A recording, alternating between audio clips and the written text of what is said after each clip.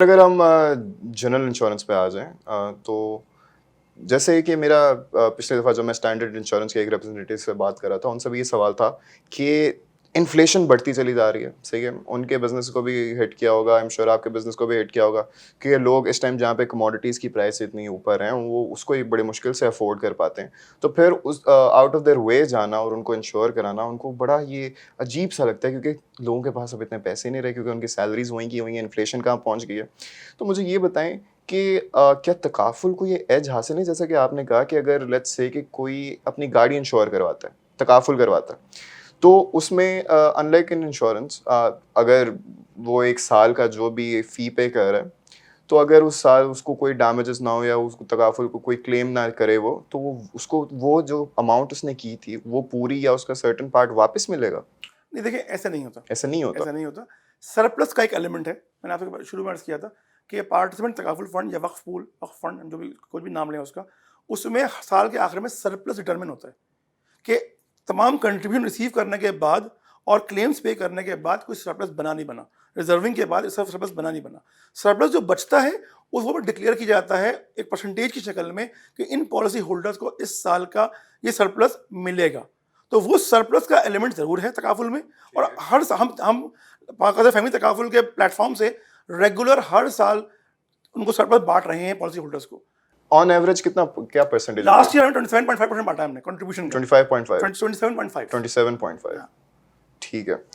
तो फर्दर आप मुझे बताएं कि अगर किसी ने कोई अपनी गाड़ी तकाफुल करवाना है गाड़ी के लिए, तो क्या उसका प्रोसीजर होता है, कितनी इकसाम होती हैं? देखिए गाड़ी का तकाफुल तो सिंपल ही है, कोई कॉम्प्रहेंसिव कवर लेगा या लिमिट कवर लेगा, ठीक है। थेफ्ट का लेगा या ओन डैमेज का लेगा। तो वो तो जो मार्केट में रवैजा है वही तकाफुल भी दे रही है। रेट तो मार्केट फोर्सेस डिटरमिन करती हैं कि रेट क्या चल रहा है। कितना परसेंट होता है? इस वक्त 1.5% चल रहा है एवरेज। ठीक है। एवरेज जो कंट्रीब्यूशन का रिस्क कवर का, तो वो मार्केट फोर्सेस डिटरमिन करती हैं क्या रेट चल रहा है। बड़े ज़्यादा लोगों का ये भी क्लेम होता है कि अब जैसे कि देखें इंश्योरेंस में भी लास्ट टाइम में मैंने जिक्र किया था कि जैसे कोई बंदा अपनी गाड़ी इंश्योर करवाता है, वो उसको ऑन द टाइम ये प्रॉपर्ली कम्युनिकेट नहीं किया जाता या जो भी और रीजंस हों, लेटर ऑन उसको पता चलता है कि पहले ये कहा जाता है कि आपको अगले साल मार्केट वैल्यू के लिहाज से जब भी आप रिन्यू करवाओगे अपनी पॉलिसी, तब आपको वो वैल्यू जो होगी वो तब आपको कैलकुलेट करके बताया जाएगा, एडिशनल चार्जेस जो भी होंगे वगैरह वगैरह। लेकिन फिर साल में ऑब्वियसली जैसे हमारी इकॉनमी में देखा जाए तो प्राइसेस इवन 100% तक बढ़ जाती हैं। तो इस दौरान जब उन्होंने कम्युनिकेट नहीं किया होता तो फिर ऐसे चैलेंजेस आते हैं कि वो जब वो क्लेम करवाने जाते हैं उनको कहते हैं आपको हम तो बस इतना करेंगे, क्लेम करेंगे, हम इतना आपको प्रोवाइड करेंगे, बाकी आपको अपनी जेब से लगाना पड़ेगा। तो आप लोग इसको किस तरह, क्या डिफरेंशिएटिंग फैक्टर है आपका ऐसी कंपनी से? क्या आप कम्युनिकेशन बेहतर करते हैं या आप कुछ और सर्विसेज प्रोवाइड करते हैं? देखिए अभी रिसेंटली जैसे ये बात हुआ भी था ये, तो हम करते ही हैं कि देखिए अंडर इंश्योरेंस वाला क्लॉज अप्लाई हो जाता है बेसिकली, ये जो आप सुबह आप रेफर कर रहे हैं। तो हम पॉलिसी होल्डर्स को इन्फॉर्म करते हैं कि आपकी गाड़ी जो है अंडर इंश्योर्ड है, ठीक है। और ये पॉलिसी डॉक्यूमेंट में लिखा हुआ भी होता है। और रिसेंटली हमने जब ये प्राइसेस में बहुत फ़र्क आया ऊपर नीचे, लास्ट ईयर की बात ही है कि जिसमें प्राइसेस में बहुत फ़र्क आया गाड़ी की वैल्यू में डॉलर की वजह से भी और उसकी और गाड़ियों के प्राइस बढ़ने की वजह से भी, तो हमने हर कस्टमर को फ़ोन करके बाकायदा उनको इन्फॉर्म किया, लेटर भी लिखी है उनको हमने कि आपकी गाड़ी की ये कवर्ड वैल्यू थी, अब ये वैल्यू हो गई तो पॉलिसी अंडर इंश्योरेंस तो जा रही है, तो आप इसे इस तरह से इसको कवर अप कर सकते हैं कि आप इसका एक्स्ट्रा प्रीमियम पे करें और पे करके इसको आप फुल इंश्योरेंस में जो फुल आपकी वैल्यू है आज की उस पर आप मेंटेन रखें उसको। तो हम उनको टेलीफोन के ज़रिए, लेटर के ज़रिए उन्हें कम्युनिकेट करते हैं उनको। ऐसे काफ़ी दफ़ा ये भी लोगों के वो कंसर्न्स होते हैं कि काफ़ी इंश्योरेंस कंपनीज जो भी उन्होंने उनसे बात की होती है, जो भी मुतालबात होते हैं उस पर वो पूरा नहीं गुजरते, पाबंद नहीं करते उनको, तो कॉम्प्लिकेशंस आते हैं, चैलेंजेस आ जाते हैं। तो ऐसे में वो कहाँ जा सकते हैं when it comes to takaful? कोई ऐसा इदारा है जो सबको रेगुलेट करता हो? देखिए इदारा तो दोनों के लिए कॉमन ही है, insurance takaful federal insurance ombudsman है, एसएसीबी है। तो पहला फोरम फेडरल इंश्योरेंस ओम्बुड्समैन है कि अगर किसी कोई ग्रीवेंस है और वो हल नहीं हो रहा, कंपनी उसको रिजॉल्व नहीं कर रही, तो वो अपनी एप्लीकेशन लेके जा सकते हैं फेडरल इंश्योरेंस ओम्बुड्समैन में। तो फेडरल इंश्योरेंस ओम्बुड्समैन उनका एक्सपीडाइट होता है हर चीज़, वो फ़ौरन नोटिस सर्व करते हैं इंश्योरेंस कंपनी को, तकाफुल कंपनी को, और फिर दोनों को पार्टियों को बुला लेते हैं, अपने पास हियरिंग करते हैं उसकी, और फिर जो बात होती है जिस तरह जो भी मेरिट होता है, जिसका मेरिट होता है वो उसको फिर डिसीजन दे देते हैं वो।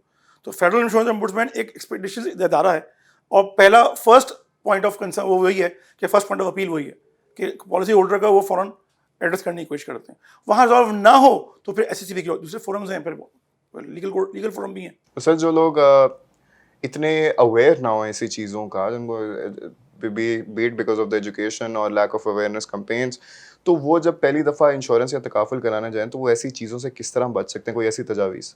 پہلے یہ بات ایسے تھی کہ پالیسی ہولڈرز کو اویئرنیس نہیں تھی. SCCB نے اس میں لیٹلی بہت ایکشن لیا کہ انہوں نے پابند کیا کہ کمپنی کے ہر آفس میں مین پوائنٹ, مین آپ کی جو انٹرنس کے اوپر جہاں پہ آپ کا مین لوگوں کا انٹریکشن ہوتا ہے, وہاں پہ بالکل پبلش ہو, پرنٹڈ ہو اور فریم ہوا ہو کہ کون کون سے فورمز ہیں جہاں پہ اپنے گریونس لے کے جایا جا سکتا ہے. ویب سائٹ پہ اویئرنیس دی ہوئی ہے, ہمارے پالیسی ڈاکومنٹس کے اوپر یہ لکھوا دیا گیا ہے کہ کون کون سے پوائنٹ ہیں جہاں جہاں اسکلیٹ کیا جا سکتا ہے اپنے گریونس کو. تو کئی جگہوں پہ اس طرح سے SCCB کی اپنی ویب سائٹ پہ یہ اویلیبل ہے. تو اب خاصا یہ پبلسائز کر دیا گیا ہے, SCCB لیٹلی اس کو کروایا دیا ہے کہ پالیسی ہولڈر کو اس کے اپنے گریونسز کو ایڈریس کرنے کے لیے کہاں جانا ہے, فرسٹ لیول کیا ہے, سیکنڈ لیول کیا ہے, تھرڈ لیول کیا ہے. تو یہ اب خاصا انہوں نے اس کو اویئرنیس دینے کی کوشش کی ہے. ٹھیک ہے, بہترین. اچھا سر, مجھے یہ بھی بتائیں جاتے جاتے کہ جیسے کہ ہم نے ذکر کیا کہ انفلیشن بڑھی رہی ہے, بڑے زیادہ بزنسز افیکٹ ہوئے ہیں, تو آپ کا بزنس کس طرح افیکٹ ہوا ہے اور ہوا بھی ہے یا نہیں؟ یس, بزنس افیکٹ ہوا ہے, مگر چونکہ ہمارا کام ہے رسک کور کرنا, تو انشورنس یا تکافل کمپنی کا تو کام ہی بڑھے گا ایسے انوائرمنٹ میں, یا کہہ لیں کہ جہاں پہ اس کو چیلنجز ہیں لوگوں کو. تو چیلنجز ان کے حوالے سے ہمارے کام میں تو بڑھنا ہے, تو انڈیویجول کے حوالے سے ہمارا کام گرو ہوا ہے. ٹھیک ہے. کارپوریٹس کے حوالے سے یس, ہمارے کام میں چیلنجز آئے ہیں کیونکہ کارپوریٹ انٹیٹیز کی اپنی انکم کم ہوئی ہیں, تو انہوں نے بھی اپنے ایکسپینسز کو کم کرنے کے لیے مینس کاسٹ کٹنگ کرنے کے مینس ڈھونڈے انہوں نے. تو وہاں پہ یس ہمارا بزنس کو تھوڑا سا کہہ لیں کہ ایسا کوئی میجر چیلنج تو نہیں, لیکن یس وہاں پہ کمی ہوئی ہے. اوور آل ریٹینشن ریٹس کتنے رہے؟ دیکھیں انڈیویجول میں تو ہماری گروتھ ہے. ٹھیک ہے, انڈیویجول گروتھ ہے ہماری. ٹھیک ہے, گروتھ ہے, تو وہاں پہ ہمیں کوئی اللہ کا شکر ہے سیٹ بیک نہیں ہے. یس کارپوریٹ میں ہماری ٹینشن ہے, تو وہ وہاں پہ کم ہے, تو وہ کہہ لیں کہ ہماری 90% ٹینشن ہے ہماری. ٹھیک ہے. اچھا سر, تھینک یو سو مچ, آپ نے آج ہمیں اتنا قیمتی وقت دیا. تو لیکن اب جاتے جاتے بس آپ سے میری یہ گزارش ہے کہ ایز اے لاسٹ میسج آپ لوگوں کو کیا کہنا چاہیں گے کہ جو بھی کنفیوژ ہے کہ انشورنس کی طرف جایا جائے یا تکافل کی طرف جایا جائے, اینی لاسٹ میسج؟ دیکھیے میں تو یہ کہوں گا کہ تکافل کی طرف جانا چاہیے, انشورنس کی طرف نہیں جانا چاہیے, کیونکہ میں تکافل میں کام بلیو کرتا ہوں. اور اس کے یس اس کے ریزن دیکھیں, حلال سے زیادہ ریزن کیا اچھا ہوگا, ٹھیک ہے. اور تکافل کے دیکھیں اپنے میرٹس ہیں, پروڈکٹ کمپیئر کر لیں تو تکافل کی پروڈکٹس کے میرٹ آپ کو تھوڑے پلس ہی ملیں گے, ٹھیک ہے. بعض لوگ جو کہ انشورنس کو بھی نہیں مانتے, تکافل کو بھی نہیں مانتے, ان کو کیا کہیں گے آپ؟ دیکھیں یہ اجتہادی مسئلہ ہے, مجتہد کی مسئلہ ہے نا یہ. تو اجتہاد میں دونوں طریقے ہو سکتے ہیں, دونوں چیزیں ہو سکتی ہیں. یہ اجماع نہیں ہے کہ پوری امت کا اجماع ہو اور وہ سب اس پہ یکجا ہو جائیں. اجماع میں یکجا ہوتے ہیں, اجتہاد میں تو نہیں ہوتا. اجتہاد تو آپ کا اپنا میرا اپنا ہے, تو علماء کے اسکول آف تھاٹس ہیں. لیکن میرا کہنا یہ ہے کہ جو لوگ بلیو نہیں کرتے انشورنس میں, یا وہ تکافل کو بھی نہیں مان رہے فار اور ادر ریزن, مگر وہ پیسہ تو ہے ان کے پاس, ٹرانزیکشن تو وہ کر رہے ہیں, ٹریڈ بھی کر رہے ہیں, ڈیل بھی کر رہے ہیں, تو وہ بینکنگ کو تو یوز کر رہے ہیں, بالکل, چاہے وہ کنونشنل بینکنگ ہو چاہے وہ اسلامی بینکنگ ہو. تو وہ کیا کرتے ہیں, وہ کرتے ہیں اپنے تقوی کے لحاظ سے وہ کرنٹ اکاؤنٹ یوز کرتے ہیں. کرنٹ اکاؤنٹ یوز کر کے وہ کیا کرتے ہیں, وہ سمجھتے ہیں کہ میں نے اس سے بینیفٹ نہیں لیا, بٹ ان ادر ورڈس انہوں نے اس سسٹم کو سپورٹ کیا, کیونکہ بینکنگ نے چاہے وہ کنونشنل چاہے وہ اسلامک ہو, کرنٹ اکاؤنٹ پر رکھ کے پورا بینیفٹ لیا. بالکل. تو آپ نے ڈائریکٹ تو سپورٹ نہیں کیا, انڈائریکٹ سپورٹ تو کیا.